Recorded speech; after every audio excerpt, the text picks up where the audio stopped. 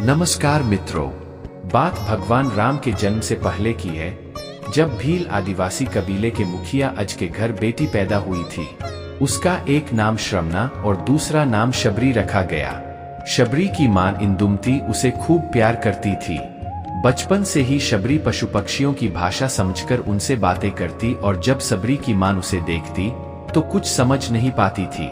कुछ समय बाद एक पंडित ने शबरी के परिवार को बताया कि वो आगे चलकर सन्यासी बन सकती है। इस बात का पता चलते ही शबरी के पिता ने उसका रिश्ता तय कर दिया। जैसे ही शादी का दिन नजदीक आया, शबरी के घर वालों ने खूब सारी बकरियां और अन्य जानवर घर के पास लाकर बांध दिए। एक दिन शबरी का मां जब उसके बाल बना रही थी तो उसने मां से पूछा, इतने सारे जानवर हमारे घर क्यों लाए गए हैं? मां ने जवाब दिया, बेटी, तुम्हारा विवाह होने वाला है, इसलिए हम लोगों ने इनका इंतजाम बलि के लिए किया है।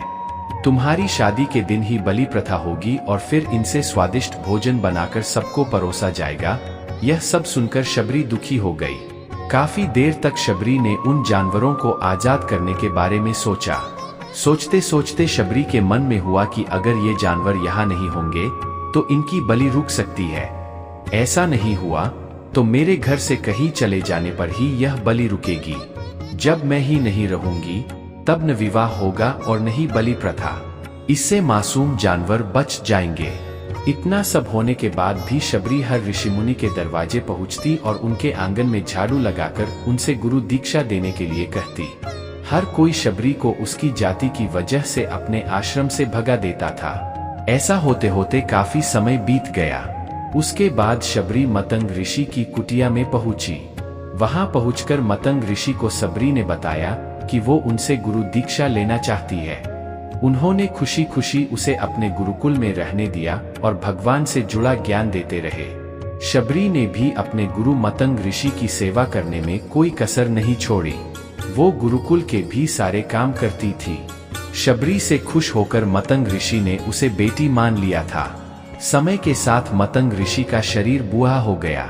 उन्होंने एक दिन शबरी को अपने पास बुलाया और कहा, बेटी, मैं अपना देह त्यागना चाह रहा हूँ। बहुत साल हो गए इस शरीर में रहते रहते। शबरी ने दुखी मन से कहा, आपके ही सहारे मैं इस जंगल में रह पाई हूँ। आप ही चले जाएंगे तो मैं जीकर क्या करूँगी? आप अपने संग मुझे भी ले जाइए, मैं भी देह त्याग दूंगी। मतंग ऋषि ने जवाब दिया, बेटी, तुम्हें चिंता करने की जरूरत नहीं है। राम तुम्हारी चिंता करेंगे और ध्यान भी रखेंगे। शबरी ने राम का नाम सुनने के बाद पूछा, वो कौन है और उन्हें मैं किस तरह से ढूंढूंगी? मंतग ऋषि ने बताया, राम कोई और नहीं भगवान है। वो तुम्हें सारे अच्छे कर्मों का फल देंगे। तुम्हें उन्हें ढूंढने की कोई जरूरत नहीं है। वो एक दिन खुद तुम्हें खोजते हुए इस कुटिया में आएंगे और तुम्हें उनके हाथों ही मोक्ष मिलेगा। तब तक तुम इसी आश्रम में रहो। इतना कहते ही मंतग ऋषि ने अपना शरीर त्याग दिया। शबरी के मन में मंतग ऋषि के जाने के बाद से एक ही बात थी कि भगवान राम स्वयं उससे मिलने आएंगे। वो रोज भगवान राम से मिलने के लिए बाग से अच्छे अच्छे फूल लाकर पूरा आश्रम सजाती और भगवान के लिए बेर तोड़ कर लाती। भगवान के लिए बेर चुनते हुए शबरी उन्हें चख लेती थी ताकि भगवान वो सिर्फ मीठे बेर ही दे। रोजाना शबरी इसी तरह भगवान के दर्शन की आस में फूल और बेर इकट्ठा करती रहती थी। इसी तरह इंतजार में कई साल बीत गए। शबरी का शरीर एकदम वृद्ध हो गया। एक दिन आश्रम के पास के ही तालाब में शबरी पानी लेने के लिए गई।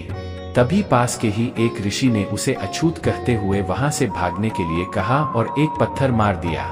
वो पत्थर जब शबरी को लगा तो उसे चोट लगी और खून बहने लगा। बहते हुए खून की एक बूंद उसी तालाब के पानी में गिर गई। तभी पूरा तालाब का पानी खून में बदल गया। ये सब होता देखकर ऋषि ने शबरी को ही डांटा और कहा कि पापीन, तुम्हारी वजह से पूरा पानी खराब हो गया। रोज ऋषि उस पानी को साफ करने के लिए अपनी कई तरह की विद्याओं का इस्तेमाल करते। कई सारे जतन करने के बाद भी कुछ नहीं हुआ। फिर उन्होंने गंगा जैसी कई पवित्र नदियों का जल भी उस तालाब में डाला। फिर भी तालाब का पानी साफ नहीं हो पाया और वो खून जैसा ही रहा। कई सालों तक तालाब के पानी को साफ करने की कोशिश के बाद भी कुछ काम नहीं आया तो ऋषि ने थककर सब कुछ छोड़ दिया। इस घटना के कई सालों के बाद भगवान राम अपनी पत्नी सीता के हरण के बाद उन्हें ढूंढते हुए उसी तालाब के पास पहुँचे। ऋषि मुनियों ने उन्हें पहचान लिया।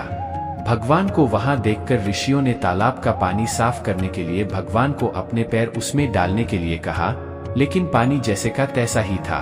ऋषि मुनियों ने भगवान से भी कई अन्य जतन करवाए, लेकिन वो पानी जस का तस खून जैसा ही रहा।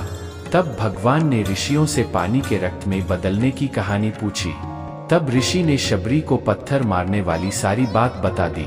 उसके बाद कहा कि वो महिला ही अपवित्र है, छोटी जात की है, इसलिए ये सब हुआ है। उसी वक्त भगवान राम ने कहा, ये सब आप लोगों के खराब वचनों से हुआ है। शबरी को इस तरह के शब्द बोलकर आप लोगों ने उसे नहीं बल्कि मेरे दिल को घायल किया है। इसी घायल दिल के रक्त का प्रतीक यह तालाब का लाल पानी है। आगे भगवान राम बोले, कहा है वो माई मैं उनसे मिलना चाहता हूँ। तब तक शबरी उसी तालाब के पास पहुँच जाती है। इस दौरान शबरी के पैर को ठोकर लगती है और कुछ घूल उस तालाब में गिर जाती है। तभी सारा पानी साफ हो जाता है। भगवान सबसे कहते हैं कि देखिए, आप लोगों ने क्या कुछ नहीं किया, लेकिन पानी साफ नहीं हो पाया। अभी सिर्फ इनके पैर की थोड़ी सी धूल ने ही तालाब का पानी साफ कर दिया। भगवान राम को शबरी पहचान चुकी थी। उन्हें प्रणाम करके शबरी ने कहा, भगवान आप मेरे साथ कुटिया में चलिए। भगवान भी खुशी खुशी शबरी के साथ चल पड़े। फूलों से शबरी ने भगवान राम का स्वागत किया।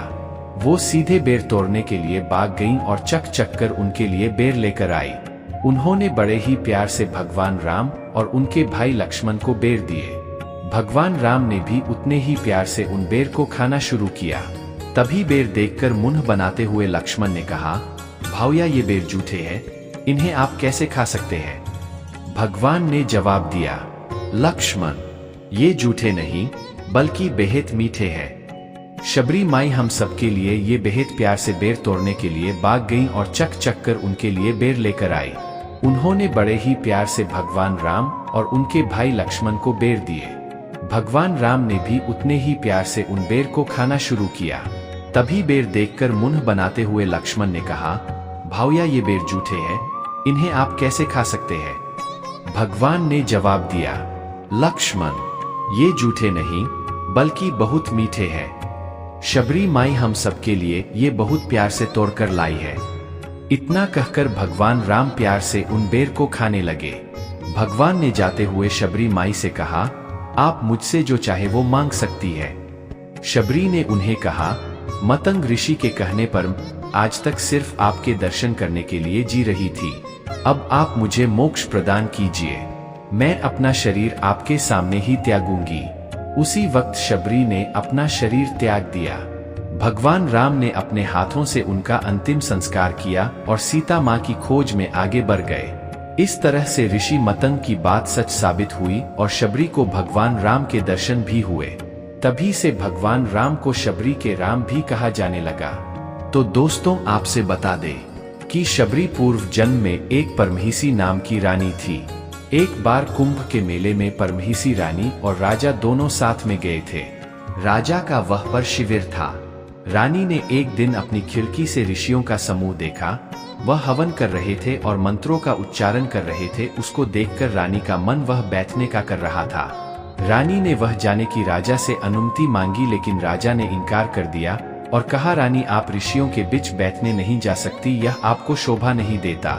यह सुनकर रानी अपने कक्ष में जाकर उदास होकर रोने लगी। रानी रात में राजा से बिना बताए अपने कक्ष से निकलकर त्रिवेणी तट पर पहुंची और वहां गंगा माँ से प्रार्थना करने लगी। रानी ने याचना करते हुए कहा कि हे माते, अगर मुझे दूसरा जन्म मिले तो रूपवान और रानी मत बनाना। अब मैं आप में समाना चाहती हूँ।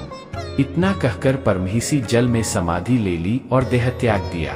इसी कारण अगले जन्म में शबरी रूपवान नहीं थी और कोई रानी भी नहीं थी। कहानी से सीख, सच्ची श्रद्धा हो तो भगवान के दर्शन जरूर होते हैं।